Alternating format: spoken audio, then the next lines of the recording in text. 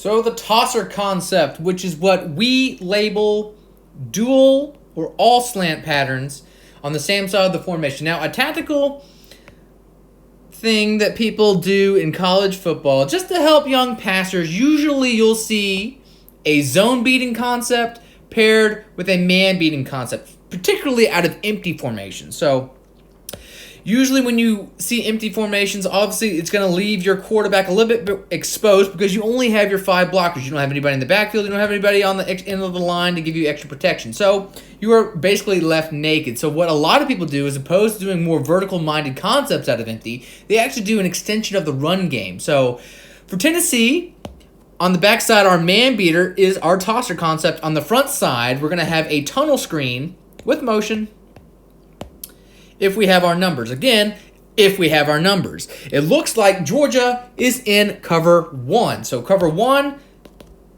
it's man, with our single high and underneath defender there. So if it's man, we're going to go to our man beating concept, slants. Slants are just, quick hitters, beat a man to a spot type of concept. It's not really necessarily all that complicated. It's just a simple man beater.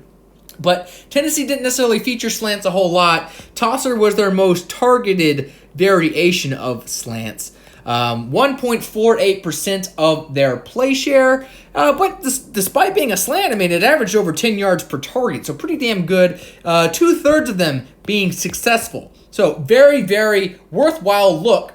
Even though they went through it a few different wrinkles, like I said, they did this out of empty. Some RPOs had some slants.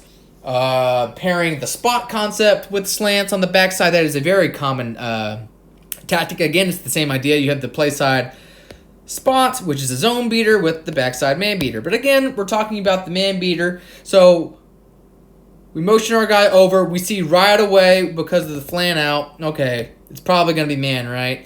So because it's man, it's just a quick pitch and catch, boom, because he's playing him off. And that's all she wrote. It's a pretty basic thing. If you're going to give Juwan Jennings that much cushion, one of the most dynamic slot receivers in the SEC, it basically is a pitch and catch opportunity every single time. And even though other slant variations weren't as consistent or situationally successful, this provided a nice, versatile wrinkle for Tennessee to sprinkle throughout their offense. Again, not overly featured, only 1.48% of their play share, but with a 66.7% success rate. It's a wonder why they didn't go to it more often.